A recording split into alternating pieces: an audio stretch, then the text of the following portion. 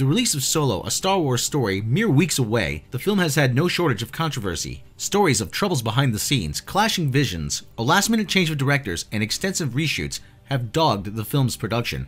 And with the film coming on the heels of Star Wars: The Last Jedi, the most divisive and some would say the most disappointing film in the franchise, Solo, a Star Wars story has many less than enthusiastic to see a Star Wars film, something which has been unheard of with the franchise until now. In this video, we'll look at the timeline of events that led to the film's conception, the events behind the scenes of the troubled production, the firing of the directors leading to extensive reshoots, and the mixed reactions from the fans and what it means for Lucasfilm and the Star Wars franchise.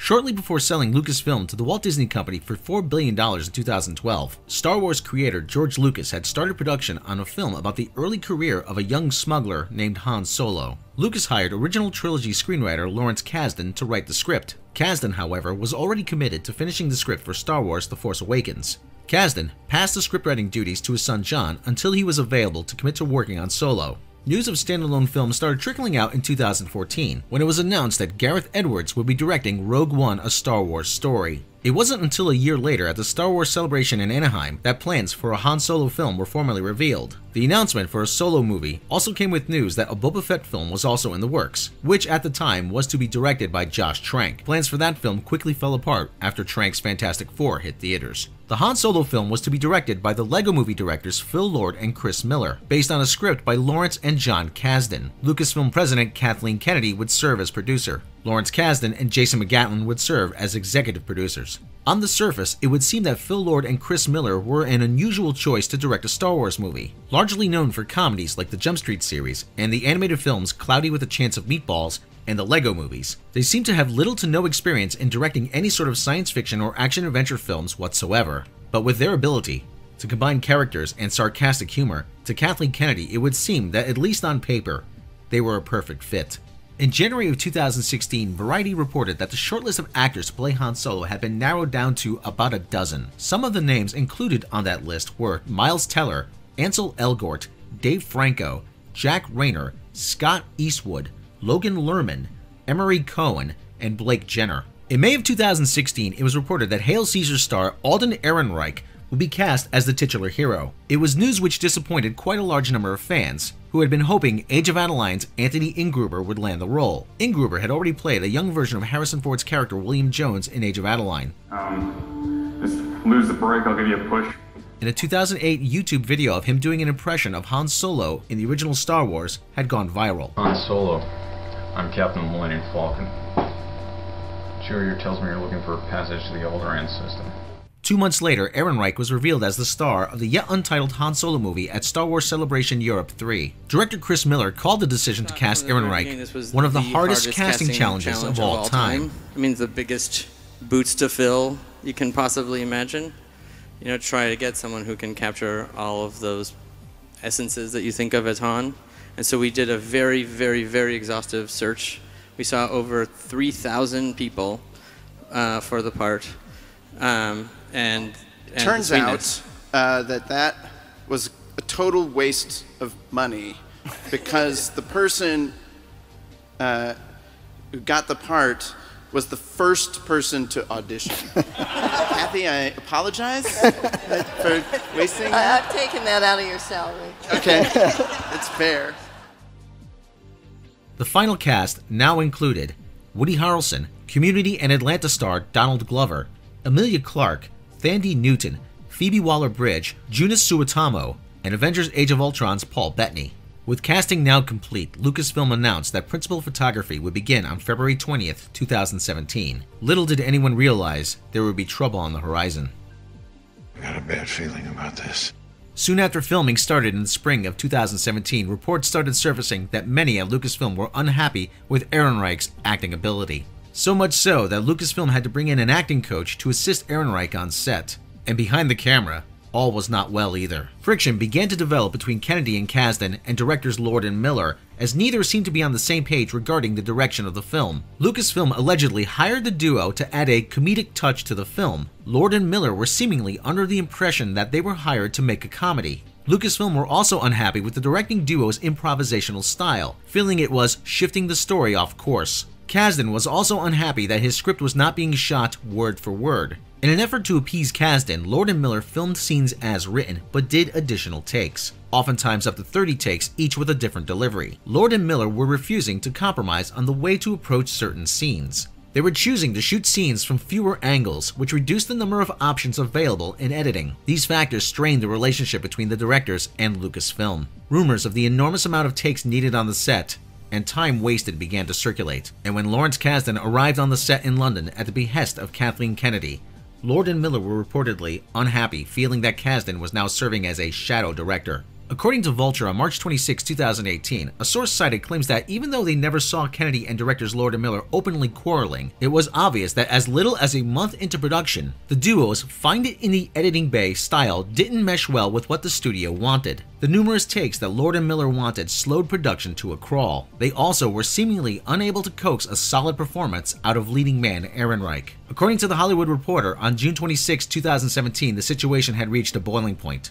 According to the article, in mid-June of 2017, Lord and Miller were shooting a scene in the cockpit of the Millennium Falcon, but shooting hadn't started until approximately 1 p.m. The directors also chose to use only 3 different setups, meaning only 3 different camera placements for that particular shot. This was opposed to the 12 to 15 that Kennedy had expected. Again, this led to very few options when it came to editing and made the situation with the slow pace of production even worse. Kennedy wanted to avoid the publicity of firing the directors. According to The Hollywood Reporter, her plan was to first attempt to prop up and then supplant Lord and Miller, much the same way she did with screenwriter Tony Gilroy taking on many responsibilities from Gareth Edwards with his cooperation on Rogue One. Only this time it would be Kasdan in the role of Tony Gilroy. Prior to being flown to London to oversee production, Lawrence Kasdan, who was reviewing the dailies from his home in Los Angeles, was said to be displeased with the film. However, it was reported that Lord and Miller were said to be less accommodating with the situation than Edwards was.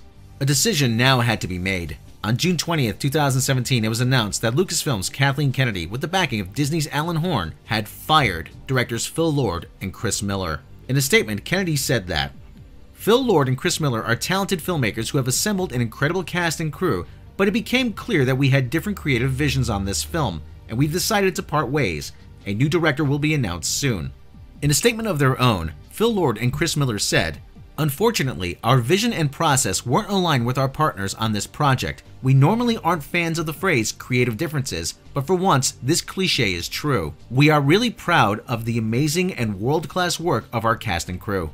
After a short hiatus, during which the footage from the film was to be reviewed, weeks of additional reshoots were now being scheduled. But now, with the director's chair empty, somebody had to be brought in to clean up the mess. That's when Lucasfilm would turn to a seasoned professional and a familiar face to take up the reins on the project. 2 days after parting ways with Chris Lord and Phil Miller, Lucasfilm announced that director Ron Howard would be brought in to take over directing duties for Solo. Howard was no stranger to Lucasfilm. In 1988, he directed the fantasy adventure Willow, based on a story and produced by George Lucas. Howard also had been offered and subsequently turned down the opportunity to direct Star Wars Episode I: The Phantom Menace, after which Lucas would take up directing the prequel trilogy himself. With Howard now in the director's chair, he would take over directing the 3 remaining weeks of principal photography. He would also direct the scheduled 5 weeks of reshoots. With the extensive amount of reshoots needed, there was now not only a pressing need for speed, but efficiency. Unlike Lord and Miller, who would require up to 30 takes with each delivery different from the last, Howard would get a shot done in no more than 2 or 3. CinemaBlend reported in December of 2017, sourcing their information from the Resistance podcast, that with the film nearly 75% complete, the reshoots had covered nearly all of the film, and that nearly 80% of the film had been completely reshot. With reshoots now scheduled, there was one complication that would rear its head. Actor Michael K. Williams, who was filming another movie titled Red Sea Diving Resort at the time, was unable to return for the scheduled reshoots. This scheduling conflict resulted in his part being cut from the film. Williams stated the reshoots for his character were to match the new direction which the producers wanted Ron to carry the film in, and that he would not be available until November of 2017. The production couldn't wait until November. In order to meet the May 2018 release date, it was decided that his character was to be edited out of the final film. The teaser trailer debuted during Super Bowl 52 on February 4th, 2018, with a longer version being available online. The reaction to the short version of the trailer ranged from positive to dismissive, but after the longer trailer dropped, reactions started to become increasingly negative. Most concerns seemed to surround Ehrenreich's performance. Overall though, the reaction seems to be at best lukewarm to this point. Early tracking for Solo, a Star Wars story, indicates that the new movie is on track to make $150 million in its opening weekend in theaters. If this number holds true, it would open in the same area as Rogue One's respectable $155 million opening weekend.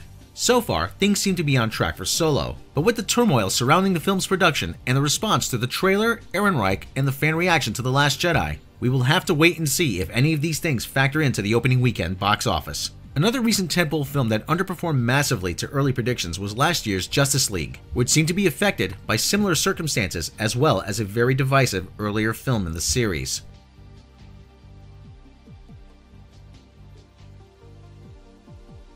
Unlike previous films in the series, The Last Jedi had extremely mixed reactions. The film, which as of this recording is currently on Rotten Tomatoes sitting at a critic score of 91%, while the audience score rests at 47%. On Metacritic, the film currently sits at a Metascore of 85 out of 100, while the user score comes in at a paltry 4.6 out of 10. IMDb.com's audience score rates The Last Jedi at 7.4 out of 10. It should be noted that while many dismiss the Rotten Tomatoes scores merely as aggregates, that the lowest audience score for the prequel trilogy was for Attack of the Clones, which comes in at 57%. The previous anthology film Rogue One, A Star Wars Story has an aggregate Rotten Tomatoes critic score of 85% and an audience score of 87%. CinemaScore, which typically polls moviegoers as they exit theaters, rates The Last Jedi at an A rating. It should be noted that CinemaScore ratings are usually higher than the average rating, which seems to hold true here. Furthermore, the IMDb score seems to be more in line with the critic scores on Metacritic. It is unknown how the damage inflicted by the divisive nature of The Last Jedi will affect Solo. It should also be noted that the damage to the Star Wars brand isn't limited to the movie theaters. In stores, The Last Jedi merchandise sat on shelves and eventually had become heavily discounted. Hasbro recently has said it made a mistake by launching the new toy line too early. At the time of this recording, there are no sales figures regarding how well The Last Jedi is selling on DVD and Blu-ray. How the trailers were received brings us back to the bigger issue of how Star Wars has fared under Disney.